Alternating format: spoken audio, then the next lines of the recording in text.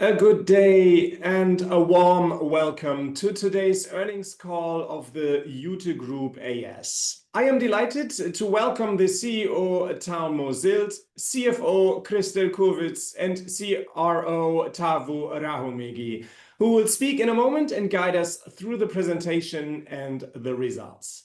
The earnings call is due to the publication of the Q1 figures of 2025.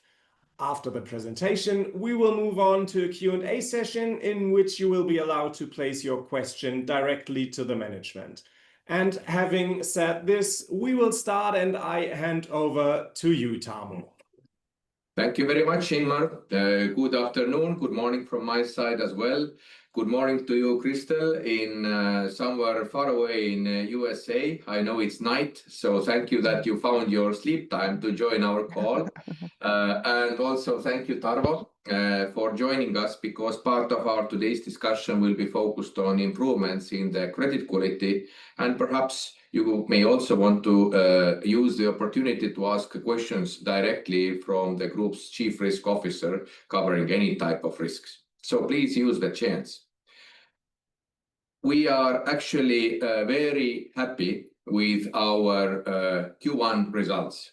And it has been quite an effort to hold back while we were carrying out our bond issue, our 2030 Euro bond issue, which we are expecting to settle on or around June 6. But about the bond issue, we are not going to discuss today. We focus on the first 3 months. And for the first 3 months, we are happy to say that our revenue is up. Our net profit is up.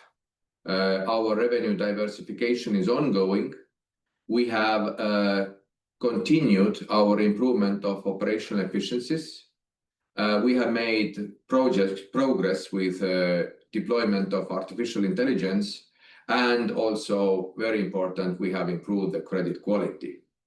So we remain firm to our 2025 targets. We want to achieve an annual revenue of 130 million euros with a net profit margin of at least 10%. The most challenging for 2025 is to regain the active customer pool growth.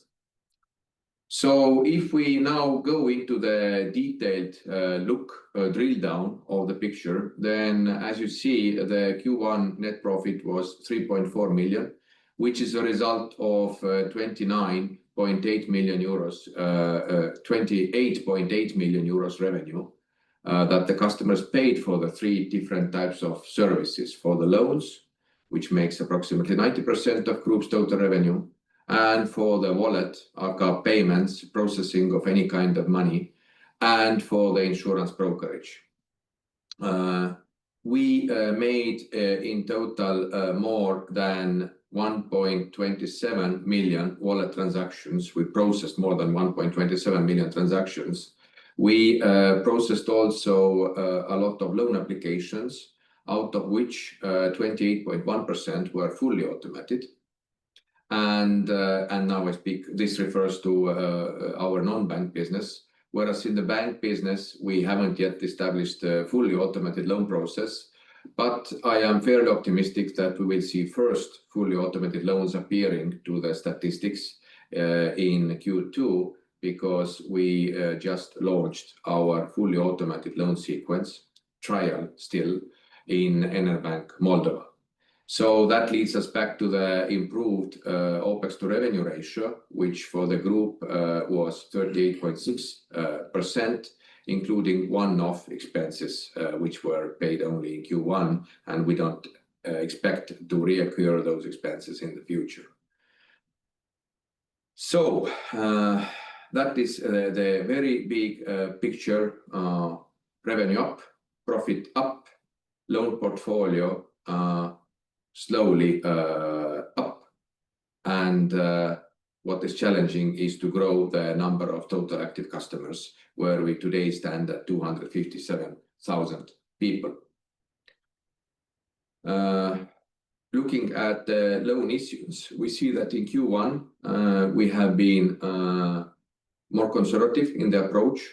but also we have faced reduced customer demand in our markets. So overall, the new loan issuance amounted to 83.5 million euros. The weighted average APR of non-bank loans that we originate is 37%, annualized percentage rate of the loans 37%, and in Enerbank, the annualized percentage rate of the loans is somewhere around 11%. The gross loan portfolio grew to 319 million euros, out of which non-bank loan portfolio is 221 million and bank loan portfolio 97.7 million. So moving on from the growth picture into the quality picture, perhaps this is where I will pass it over to you, Tarvo, or may I say some words as the introduction? You may, of course, if you want. No, actually, I think that you are the key guy with your team, with a risk team behind it. So I think it's very good to have the story straight from you to the investors and also to our team. Yes, thank you. Then we will see the slides of credit risk specifically in a couple of, let's say, further slides. But and I have to say here the finance team is to be thanked about, because we are controlling this risk topic by the finance team. And as we see in the background, we do have the improvements going on from the credit risk side, which will take effect also in the financial accounting information, as you see that non-performing loans have been declining throughout the last quarters. Now it's kind of stopped to the level what we have achieved, which is, I think, quite a healthy level for our business, and cost of risk is going down. So this is the effect of the credit risk approach, I believe, and the improvements that we have achieved. Of work behind it, but we will see the credit risk slides soon. If you let's move on. Yes, let's move to CPI and yes. So basically, and default rates. So we can say that we are seeing this good effect of more fresh portfolio taking dominance proportionally in the total loan portfolio, so that both CPIs are improving. So we have the fresh payout, which has been improving for some time already, which is a good sign. So now finally we are seeing that also the general CPI of the general portfolio, which carries through the old payouts where we have struggled with the quality. So now it's improving by the same rate, so to say, or let's say 1.5 percentage points per general CPI and per the fresh CPI. So by the way, I think even today we might have some new investors who ask what CPI is.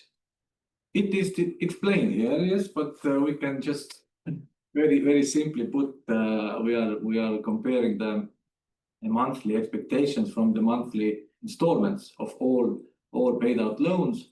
So the expectations what we have, and we are looking at the actual repayments by the customers. So we will get this percentage how well the schedules are performing, so to say, very simply put, and we can filter out the more fresh payout and see how these installments are performing versus the total portfolio, which also includes the older payouts, and the total portfolio is of course much bigger, so it takes time for the big ship to turn. If we improve the fresh payouts, then it takes time until the total portfolio will show improvement. So we are there in this point. I believe all signs are pointing to that. The only thing what we can maybe critically look at here is that Bulgaria, the general portfolio is still going, let's say, downward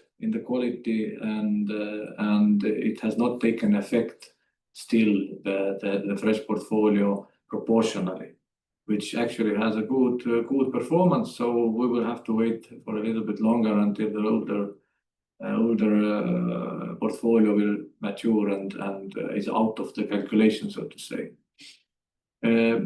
Default rates are the same. We see on this fountain graph, so to say, we see installment by installment the default rate. So whatever loans default already from the first installment, second installment, third installment, and so forth. So we have it on the x-axis. We see that quarter by quarter we have been improving the quality, even comparing the installments of different loans. So the general picture is good, and progress seems to be there, which we had to achieve because we were below the target with the portfolio quality. Although we were promising quality over quantity, it took some more effort than we wanted, but I think we are there now. The ship to turn around was a bit larger than we thought. Probably, or I don't know. The environment itself played a role as well. So you cannot beat all the environment at once. It takes time.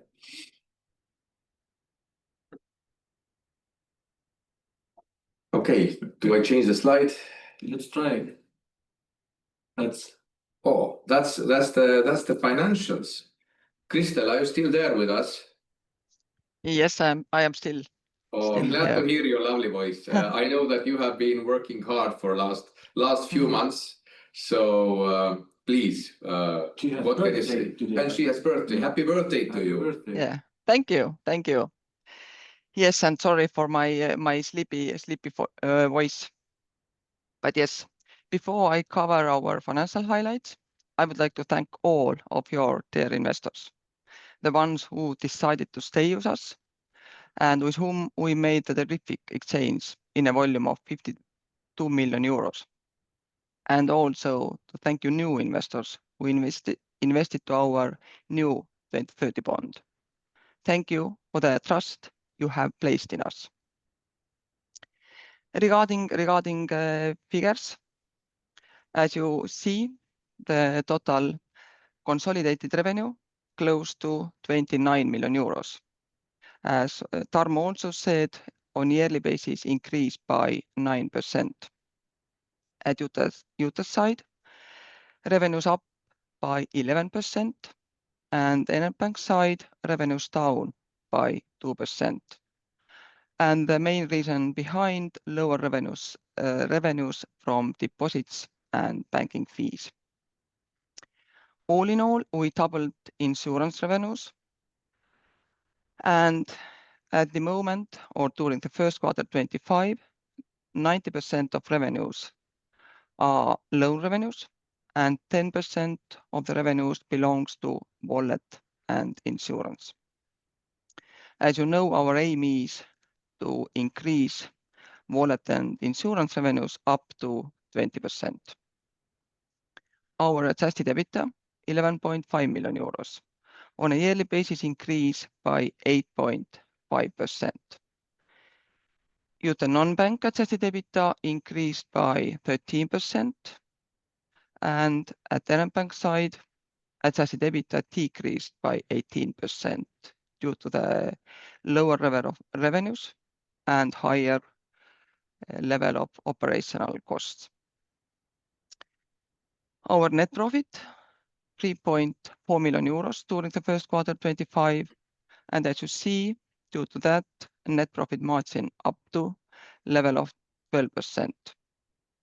And as already said, main reason behind higher level of revenues at Iute non-bank side, plus our net profit also impacted by the compensation related to one-time solidarity tax we paid already back in 2023 in Macedonia.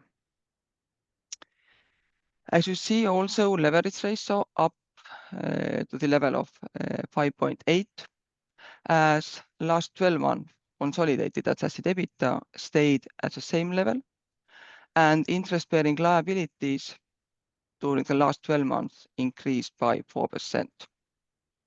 To be said that leverage ratio at Iute non-bank side at the level of 4.78. Our OPEX to revenue ratio on consolidated basis, 38.6. And at Iute non-bank side, cost to income ratio, 34.2%, and at Enetbank side, still 67.4%. The capitalization ratio at a strong level of 25.6%, and our interest coverage ratio at a stable level of 1.7. Tarmo, would you please move to the next slide? Past revenue breakdown. Yes. So, as already said several times, on a yearly basis, total revenue up to close to 29 million euros, increased by 9%. And also, as you see from the breakdown, 81% at the non-bank side belongs to loan revenues, and 5% to wallet revenues, and 4% to insurance revenue. Enetbank is producing 11% of revenues. So on consolidated basis, we may say that 90% belongs to loan portfolio or loan revenues, and then followed by wallet revenues and insurance revenues close to 10%. Moving to the next slide, and net interest income. Consolidated net interest income decreased on a yearly basis close to 10%.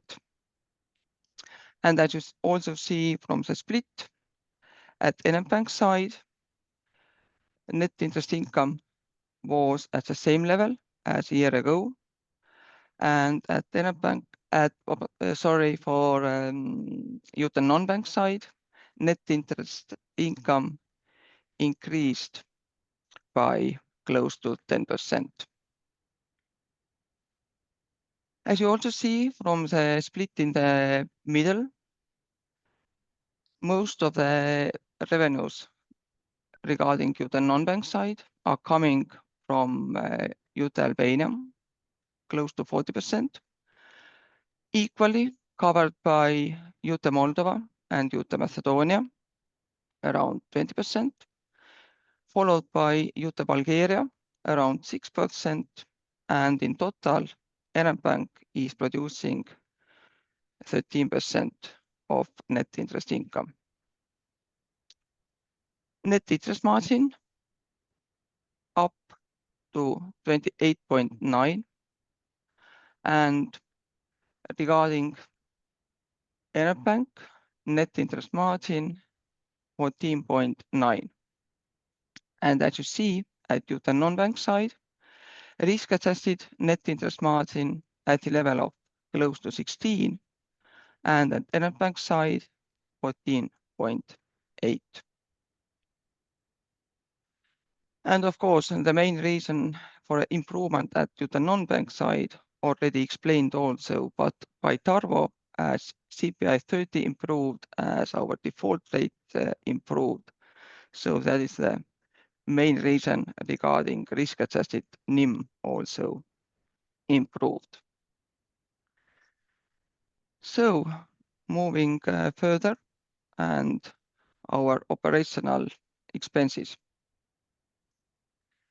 So on yearly basis, operational expenses increased by 18%. And the main reason behind is actually that figures are not exactly comparable, because during the first quarter 24, headquarter did not issue invoice to subsidiaries, and due to that fact, VAT, which is a cost at the subsidiary side, was actually recognized during the second quarter. Now, during the first quarter 25, we issue the invoices to subsidiaries on a monthly basis, and that is why also cost related to invoices as VAT at subsidiary level was recognized also during the first quarter 25.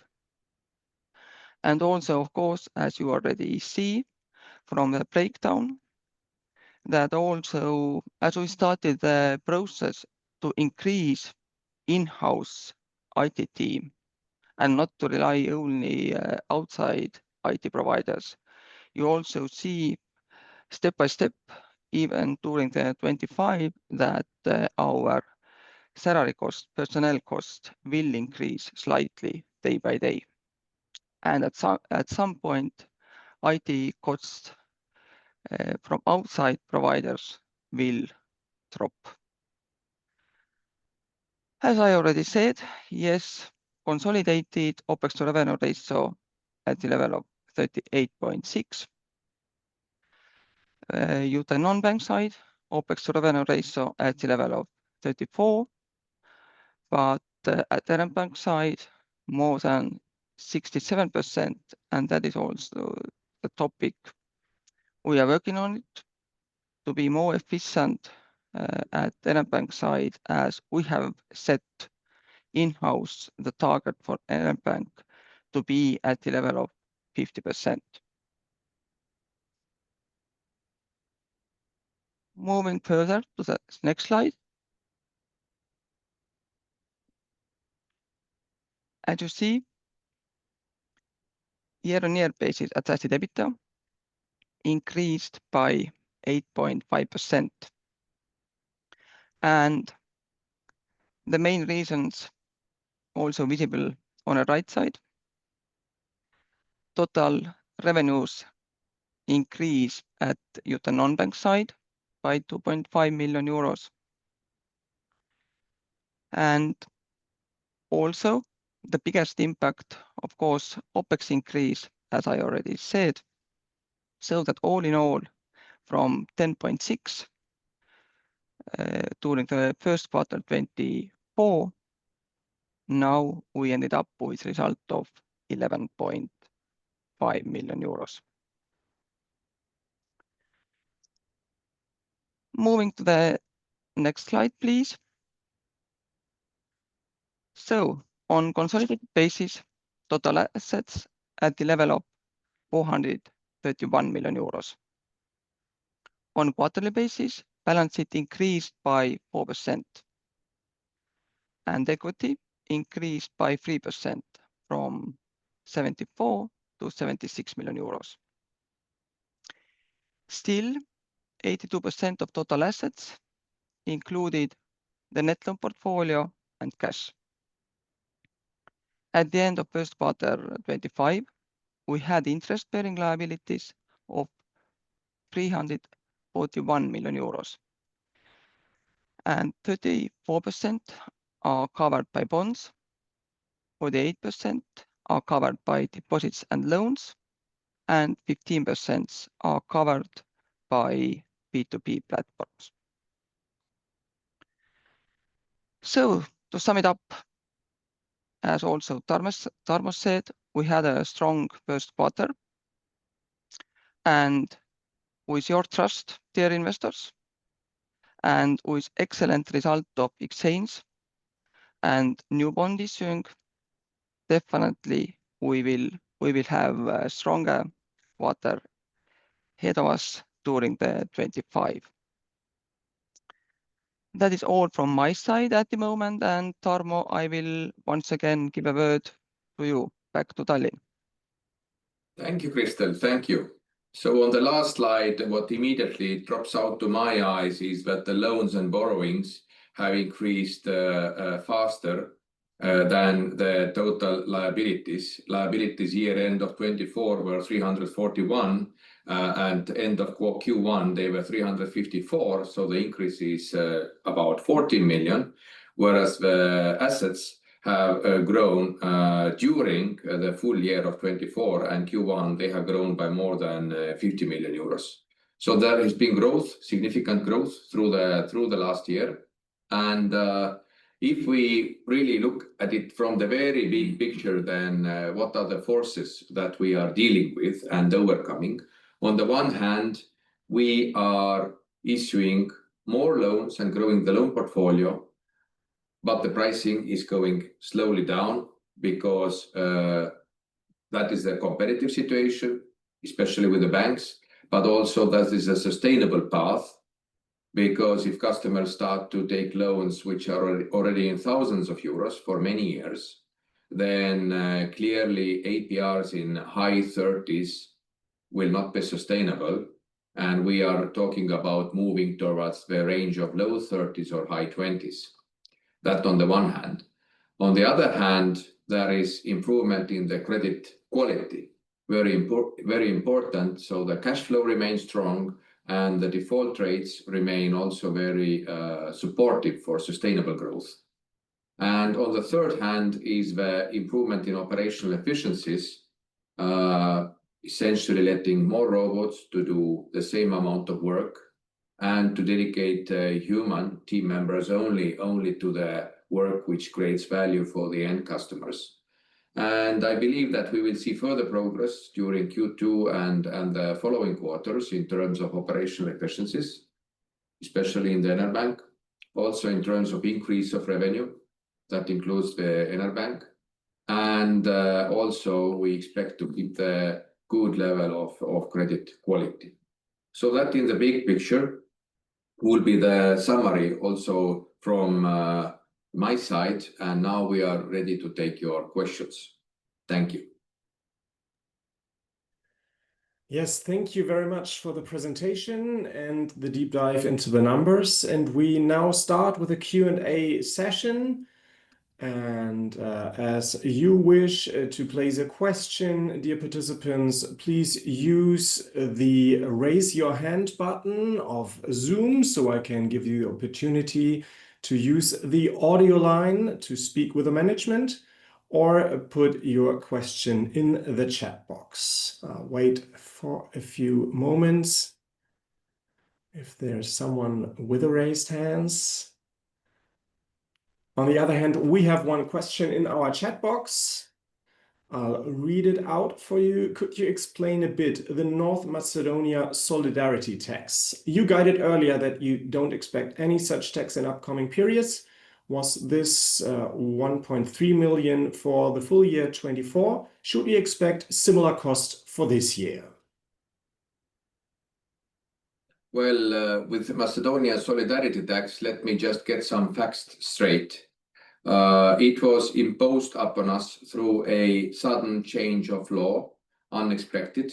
The law applied to selected taxpayers. I believe it was top 100 taxpayers in the country. So Iute Credit Macedonia in North Macedonia belonged to that limited exclusive group. And the amount which was imposed upon us was above 1 million euros, which we complied and paid. And that affected our full year results of 2024, I believe, Krister, or 23. Can we get this straight? Yes, correct. Is 2023. We recognized 2023. One time. Yes. So we recognized it, we paid it, and we also did not agree with it. So we very respectfully turned our case to the courts of North Macedonia, who through all three stages of the national court system agreed with our legal position that this is not legal means of taxation, and the tax that was imposed upon us was effectively cancelled, and we are entitled to returns. And to my best knowledge, the return process is ongoing.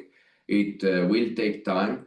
Unfortunately, the return of money takes more time than charging it. But we are entitled to a full refund together with interest, and these are the facts. Now, as to the question, are we expecting any new tax in Macedonia for a selected group of taxpayers? No, we are not expecting it. However, looking at the past experience, we cannot preclude anything from the regulatory side. We hope that the regulators and the legislators approach the economic problems or budgetary problems in a more balanced way than this one-time tax imposed on selected taxpayers. As of today, we have no information that the situation would repeat in any way. Well, thank you very much. And I address again to the participants of this call, use the opportunity to place your question by pushing the raise your hand button. And as Tarmo said, use the opportunity to maybe place a question to Tarvo Rahumegi, the CRO, who's in this call. So I'm waiting for a few moments. But it seems that everything is pretty clear and every question is answered while you did the presentation. And again, to the participants, if you wish, place your question in the chat box. Use this opportunity, as Tarmo said earlier on. Okay, so there are no questions on the line, and therefore we come to the end of today's earnings call. I thank you very much to all the participants and to you guys, Tarmo, Tarvo, and Kristel. Happy birthday from this point as well. And thank you so much. To all of you, have a wonderful day, and for some famous last words, I hand over again to you, Tarmo. Well, these are not the last words. These are just to conclude today's meeting. But hopefully. But putting the jokes aside, one more time, our gratitude towards the investors, because we have, as of now, the largest by size bond we have ever issued, 140 million, with potential to tap further along our growth.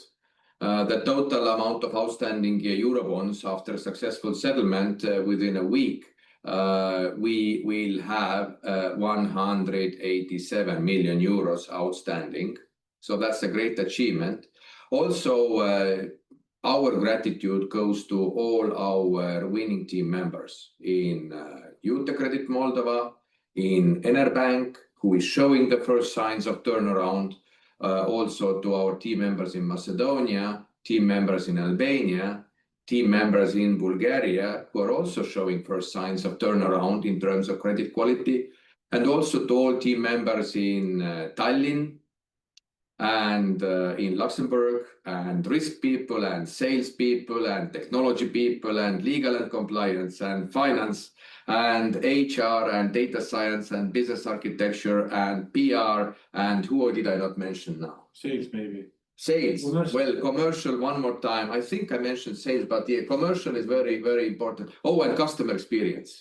Customer experience, because all is about customer experience. If people like us, they come and they return, and that is what we are aiming.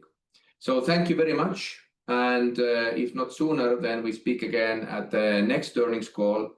And now let's go back and continue serving customers and making money. Thank you. Bye. Thanks. Thank you. Bye.